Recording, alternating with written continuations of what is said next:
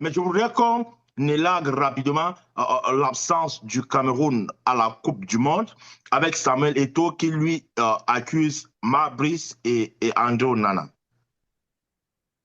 Est-ce que c'est André Onana qui est présent? Il était, hélas, Samuel Eto'o, de mes amis, de mes jeunes frères et quelques témoins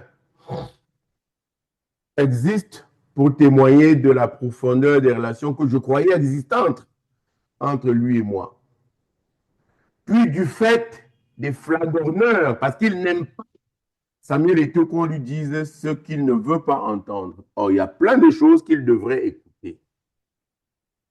Il a un ego surdimensionné, il n'a pas fait de bonnes études, elle était sans doute un grand footballeur sans plus, et ce n'est pas devenu un homme politique, même s'il fréquente quelques-uns d'entre eux encore, des hommes politiques autoproclamés, nommés sur l'ongle. Donc je disais qu'ils étaient nombreux qui pouvaient témoigner. Oh, comment ne pas citer Madame Fosso-Julienne, comment ne pas citer M. Chatu-Emmanuel, comment ne pas citer plusieurs personnes qui nous ont accompagnés dans notre fratrie. C'était à l'époque une sorte de fratrie. D'où je me suis éloigné parce qu'il est difficile de ne pas lui dire une chose sans subir sa colère. Et à mon âge, il y a des choses qu'on dit aux cadets si on veut qu'ils changent.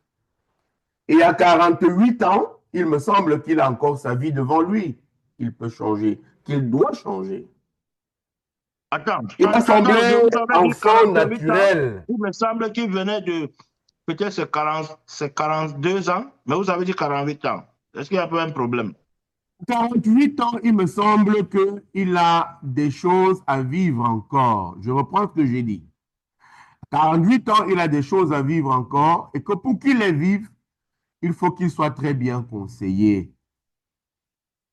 Une chose est d'écouter les flagorneurs, les menteurs, les profiteurs de quelques argents qui lui restent. Parce qu'il ne lui en reste plus beaucoup, il faut le dire.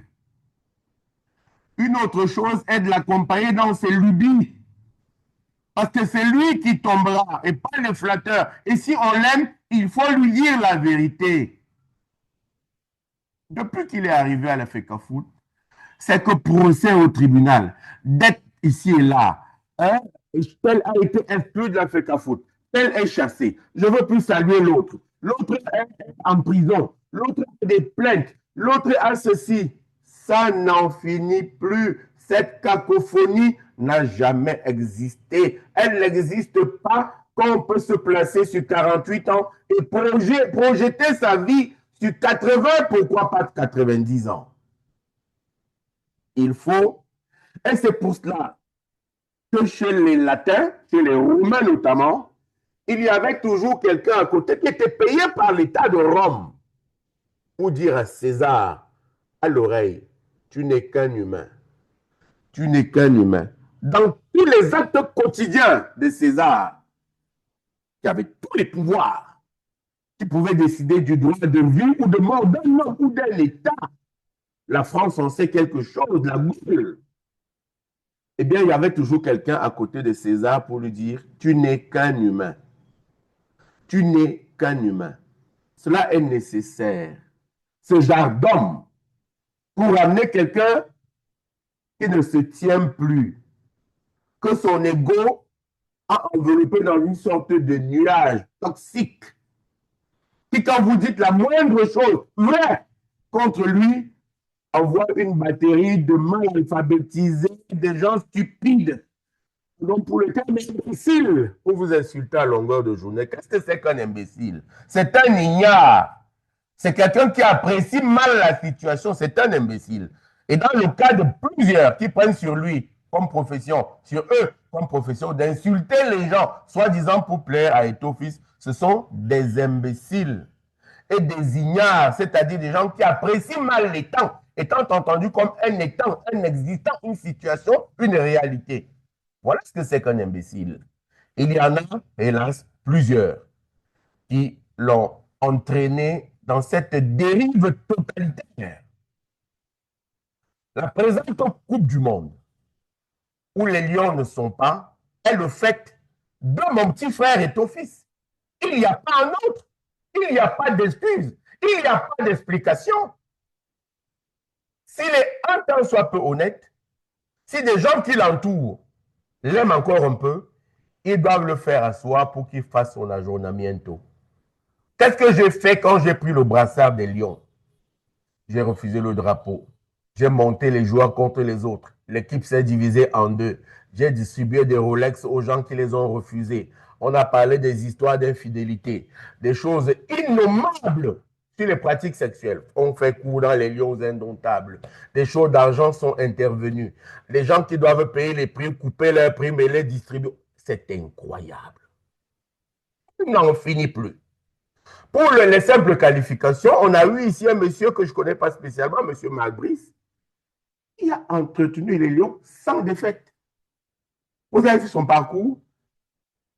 Que lui a-t-on reproché? Qu'est-ce que mon petit frère a eu à s'accrocher à lui avec autant de véhémence, avec autant de violence et de vulgarité? Entraîneur, c'est un poste, c'est temporaire. Il est parti, il va entraîner ailleurs. Le Cameroun est resté avec sa honte, avec sa frustration. Les Lions ne sont pas allés au mondial, cela restera dans l'histoire. Monsieur Marc Brice n'a rien à y faire. Il trouvera un autre club. C'est la même chose pour des gens qui ont fait une fixation sur monsieur Moïle Kombi. Monsieur Moïle Kombi est un agrégé de droit qui était directeur à l'IRIC, conseiller de Paul Biya, membre de la cellule de rédaction des discours de Paul Biya, ministre de la Culture et puis ministre des Sports. Tira-t-il ailleurs, ministre de la Jeunesse, qui sait? D'où vient-il le moustachu, le villageois, qui n'a jamais fait de football? C'est un fonctionnaire de la République qui ira ailleurs. Pourquoi j'en parle?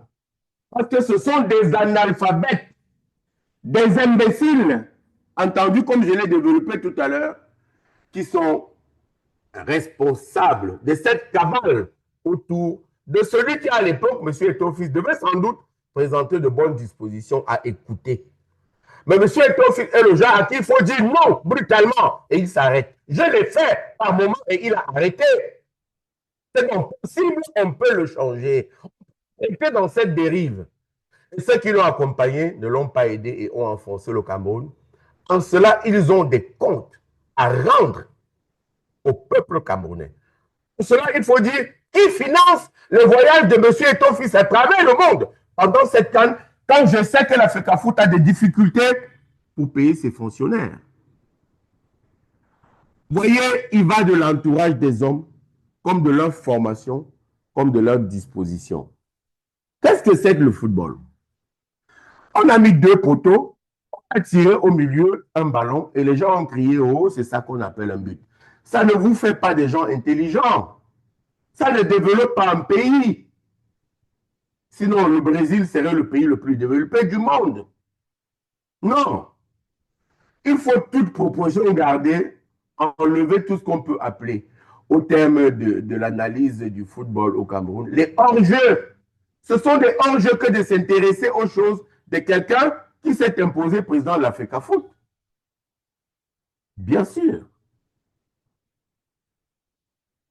Ne revenons pas sur l'épisode, toujours dans les mémoires des Camerounais, du Cap-Vert, que M. Marc Brice avait battu 4-1 quelques jours avant, qui nous ont éliminés dès que les désordres se sont installés. Les avions, les billets d'avion, le directeur, le président de la FECAFOOT n'aime pas ceci, les autres ne sont pas allés, ceux-ci sont opposés à son action. On n'a jamais connu cela au Cameroun. Cela n'a jamais existé. C'est la première Coupe du Monde où il y a 48 clubs. Le Cameroun n'y figure pas. Et le Ghana, c'est un peuple frère. Hier, et l'Algérie, sèchement battue. Hier, la Tunisie, humiliée. Hier, le Cameroun avait sa place à cette Coupe du Monde. Des gens responsables devraient nous dire si le président de la FECAFOOT est celui que tout le monde attend comme vice-président du Cameroun, M. Babouké Oswald, Comment sera-t-il pour être vice-président du Cameroun avec toutes les charges qui vont avec cette fonction, puisqu'il semble bien que c'est le choix de Mme Chantal Biya. Et du coup, chacun comprend que sa fille nous a demandé l'autre jour, dans sa page officielle, a demandé au peuple camerounais de prier. Priez Dieu, le reste vous sera donné après. Cherchez Dieu. Et tous les internautes que j'ai lus ont dit oui, nous cherchons Dieu pendant que vous cherchez l'or. Donc, c'est qui le vice-président? C'est qui le président de l'Afrique Foot? Le futur vice-président du Cameroun, M. Babouke Oswald, ou M. Eto'o-Fils, qui, soi-disant, a été élu. Vous avez vu avec moi la photo où c'est lui, M. Babouke Oswald, qui a abandonné ses fonctions au palais de l'Unité où il y a tant à faire pour venir faire une séance de photos à l'Africa Foot, assis sur le siège du président de l'Africa Foot. Vous voyez, le pouvoir, c'est la praxis, surtout l'éducation du pouvoir. Quand on l'a eu de façon abusive, quand on le pratique de façon égoïste et analphabète, eh bien, on oublie qu'un siège, c'est un symbole.